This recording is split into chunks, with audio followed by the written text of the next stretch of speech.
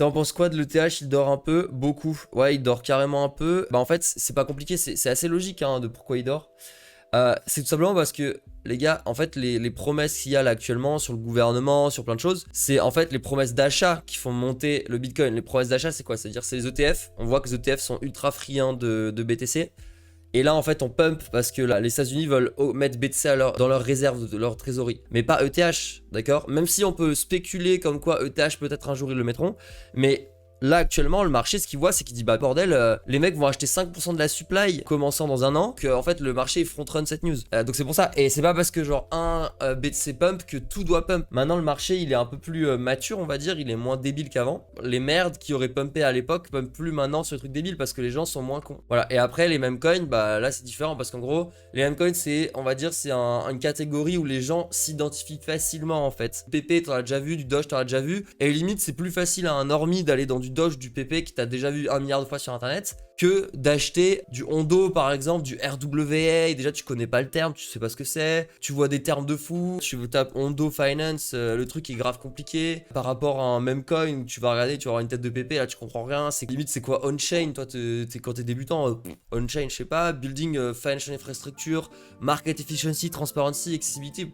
Tu t'en bats les couilles, tu vois. Genre, tu vois juste BlackRock à la limite. C'est quoi ton avis sur la suite du marché de BTC les alts en général, toi qui es assez bear d'habitude sur les alts? Alors non, là je suis assez bullish parce qu'on a l'attention qu'il faut en fait. Les gens qui achètent des alts, c'est les nouveaux, c'est les débutants. Par conséquent, bah là c'est énorme quoi. En gros là on est sur ce que je disais, c'est donc ça c'était quoi? C'était le 2 septembre. On est sur un cycle institutionnel en fait. Donc en gros les gens ils en ont rien à foutre des altcoins. C'est pour ça que ça dump tout le temps, c'est parce que maintenant le marché il s'en fout. Parce qu'il a capté que c'était plus méga worth, etc. Par contre du coup, j'ai pas hold d'alt depuis 2021, mais si BTC break les 100K, bon je dis ce sera encore léger, bon, mais j'ai review ma position depuis un mois, etc.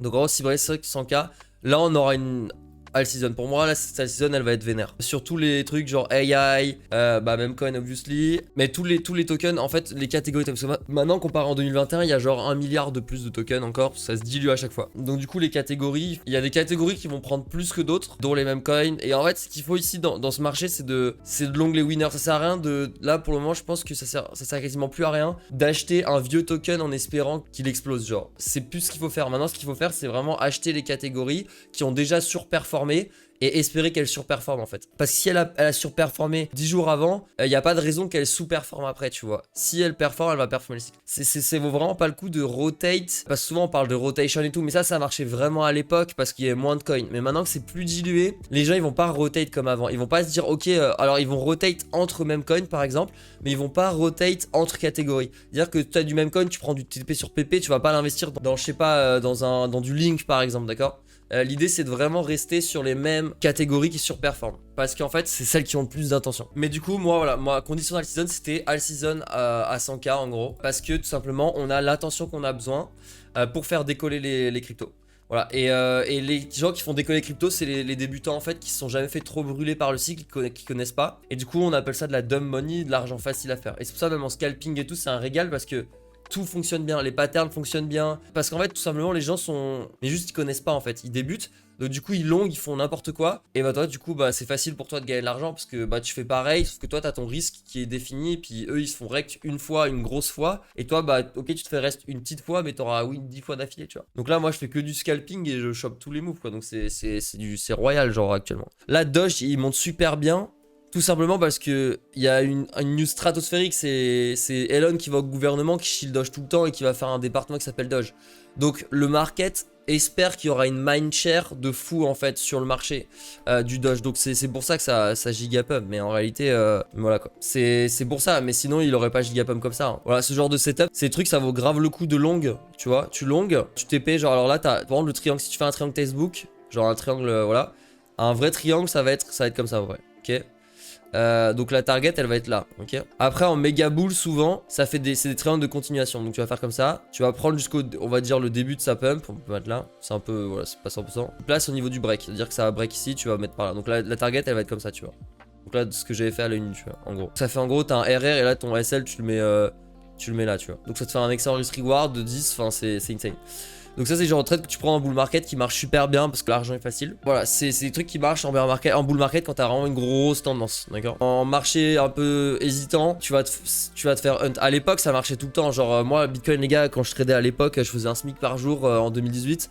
En full scalping, et là je vous dis ça marchait tout le temps les gars, ça c'est des trucs, c'était incroyable. Maintenant ça marche plus, le marché est devenu plus complexe parce que les gens sont plus sophistiqués maintenant. Donc Ton là c'est vrai qu'il a été en petite tendance baissière. En fait c'était pas tendance baissière, enfin c'est une tendance baissière techniquement, mais en réalité pour moi Ton c'est plutôt une réaccumulation daily parce qu'on a une énorme pump. En fait en gros ici Telegram a sorti en fait son token Ton, ok. C'est là, à cet endroit-là, ok. C'est là où ça a gigapump, c'est pour ça que ça a gigapump. Et en fait avec ce token vous pouvez faire pas mal de choses, vous pouvez, genre vous en avez besoin pour créer votre username, vous avez besoin de faire des trucs comme ça, vous pouvez sur la plateforme envoyer des thunes tout. Donc il crée un écosystème autour de Ton, et moi je connais pas mal d'industrie leaders, d'échanges centralisés etc. qui bêtent énormément là-dessus justement sur l'écosystème de Ton, des VC et tout, qui pense que ça va être un des prochains énormes trucs écosystème DeFi sur Ton. Et donc je pense que avec cette alpha et toutes ces infos, je pense que Ton, après sa réaccumulation, va repéter à la hausse fort.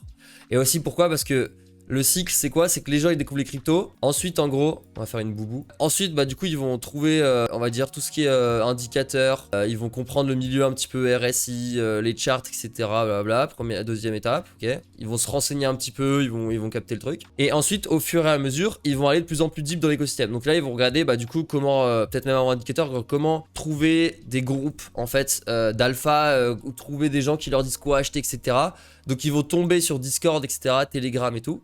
Et en fait, au moment où ils trouvent Telegram, bah là ils vont tomber sur l'écosystème Ton et ils vont être quasiment obligés de l'utiliser, tu vois. Et en gros, c'est à ce moment-là que bah il y aura forcément de l'achat. C'est un peu comme les tokens d'exchange où moi je suis assez friand des tokens d'exchange, genre BGB. Donc vu que je suis sur BitGet, BGB USDT.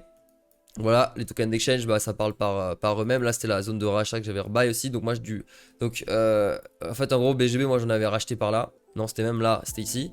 Quand j'ai join, non, j'ai join BitGet par là, donc j'ai acheté juste avant. Donc moi les tokens, je suis grave friand parce que au final, bah les normies, les débutants, ils découvrent les exchanges après, et du coup bah ils achètent des tokens d'exchange. Donc tu vois, c'est un peu la logique de Ton, BGB, etc. C'est ce genre de choses en fait. Mais en fait, même si on pose un bottom, en fait, c'est pas parce qu'on pose un bottom que c'est méga intéressant d'acheter. Genre, autant acheter un truc qui genre giga performe. Sinon, ok, peut-être ton bottom il va se faire, mais se trouve il va rester genre 2 mois en bottom et tout le reste aura fait genre 70%, tu vois. Donc moi ma strat, ouais, j'hold du BNB, BGB, Ton, ETH, Sol, BTC. Après moi, dites-vous que j'ai un wallet. Bah un 10% pour moi sur un 10% de mon wallet, c'est déjà une grosse somme en fait. Ok, donc je me permets de prendre moins de risques. Mais si vous avez des portefeuilles plus petits, faut risquer court terme, genre sur les alts. Allez, je fais des bisous les gars, on se voit tout à l'heure. Ciao.